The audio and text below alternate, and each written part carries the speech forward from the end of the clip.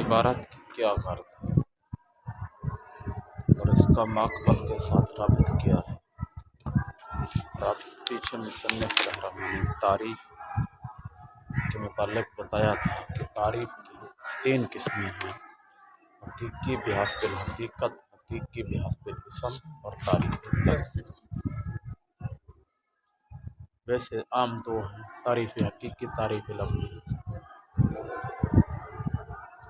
अगर सूरत गैर हासिला का हसूल हो, तारीफ हकीकी है।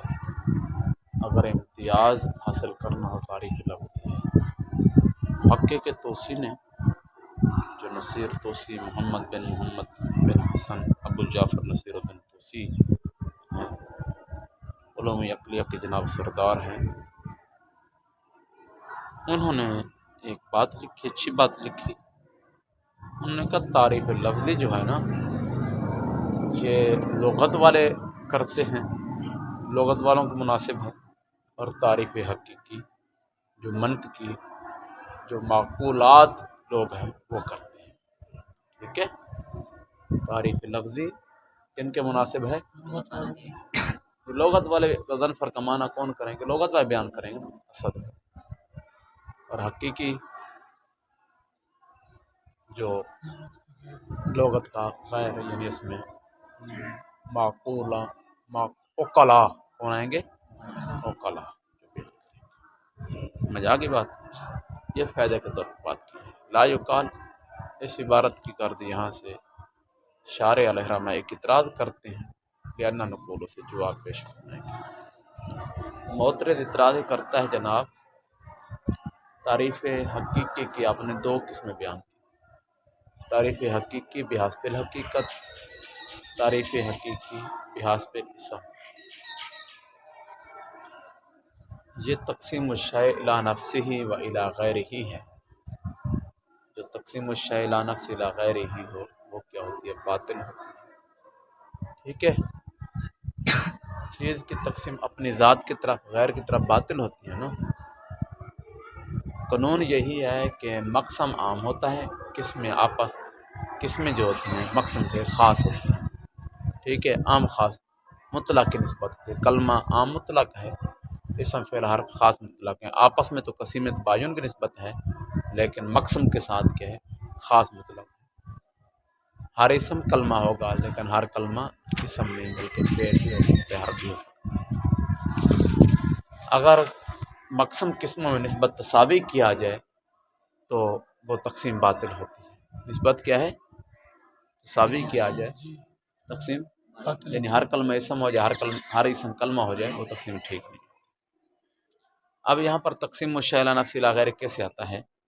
तारीफ़ हकीकी आपने ये कहा सूरत गैर हासिला का हसूल, सूरत बोलिए, सूरत हसूल, वो क्या है? तारीफ़ हकीकी है।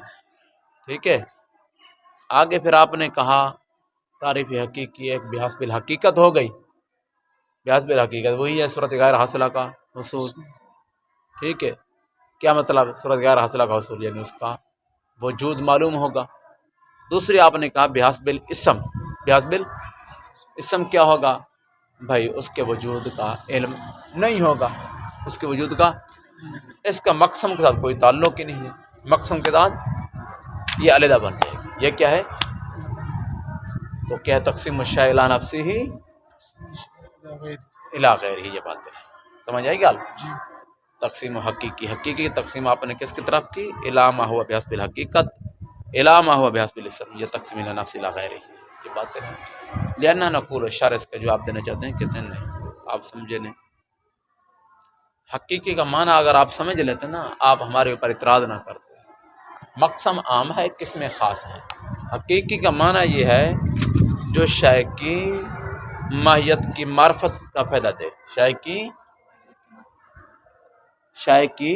मार्फत का फ़ायदा। लफ्ज़ी क्या है? जो इम्तियाज़ का फ़ायदा दे। हकीकी क्या है? शै की मार्फत का फ़ायदा दे, ये मक़सम है।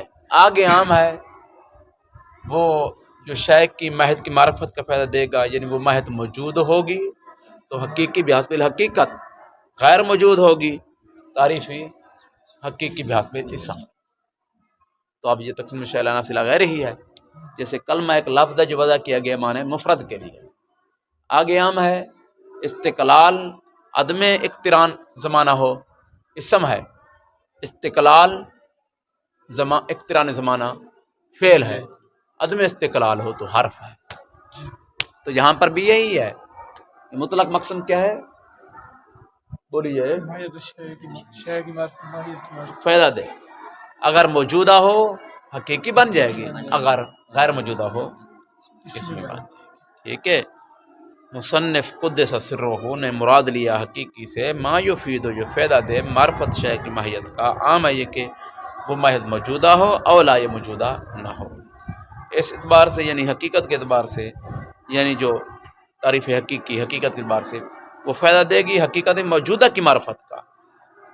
ابھی ما ہوا بحسب الاسم، اسم بحسب الاسم کون سی بنے گی جو فائدہ دے گی حقیقت اعتباریہ یعنی غیر موجودہ اعتباریہ اصطلاحیہ کی معرفت کا فائدہ دے، جیسا کہ تیرے لیے وجہ ضبط سے ظاہر ہو چکا ہے. ہم یہ بار بار یہی کہتے رہے کہ تعریف حقیقی بحسب الحقیقت یعنی اس کا وجود خارج میں ہوگا اور تعریف معلوم میں ہوگا. ٹھیک ہے، معرف کو تعریف کرنے والے کو.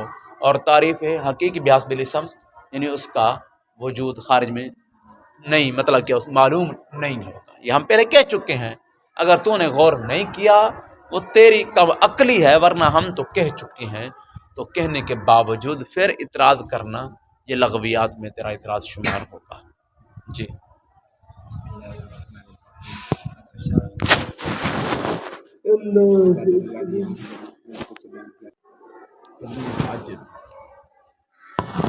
اس عبارت کی کیا غرض ہے سمجھنے کی کوشش کیجیے. شیخ ابن حاجب جن کی کتاب کافیہ ہے، محققین کے امام شمار ہوتے ہیں. یہ شیخ شافی المسلک ہے، اصول کے اندر بھی ان کی کتاب ہے.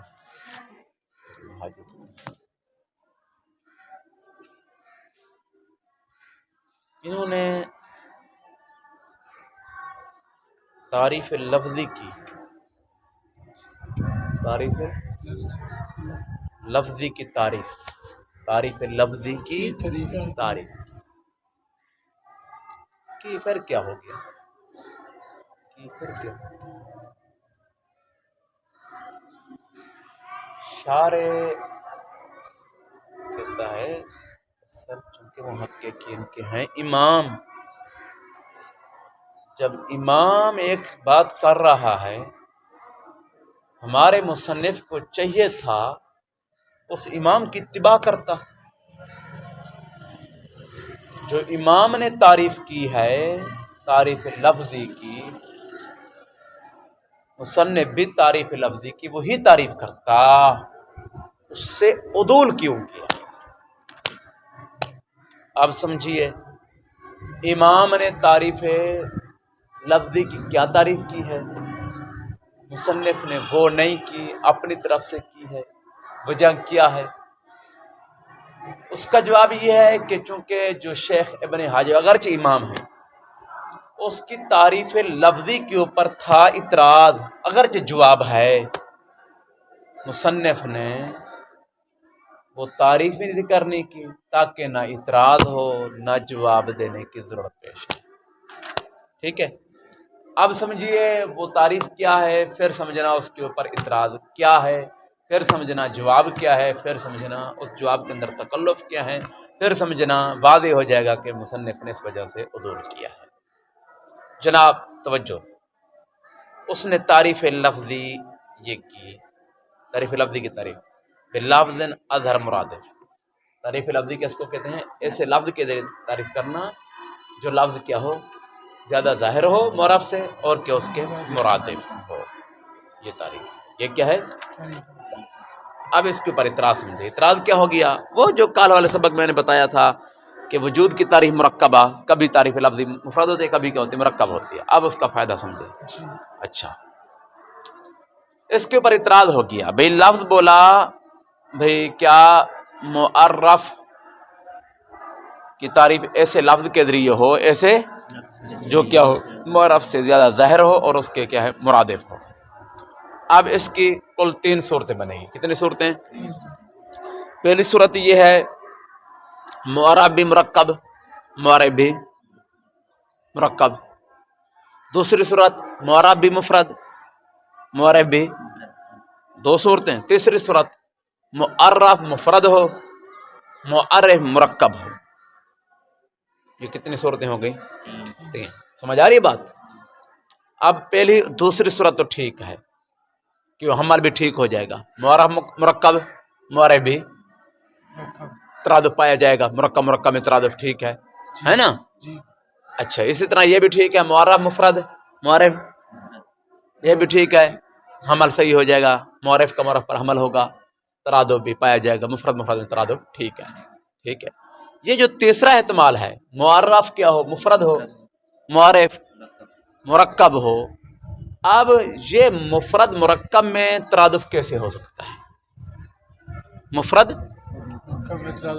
عام طور پر ترادف کس میں ہوتا ہے؟ ترادف جانتے ہیں نا، 2 لفظوں ایک معنی، وہ تو مفردوں میں ہوتا ہے یا دونوں مرکبوں میں ہوتے ہیں۔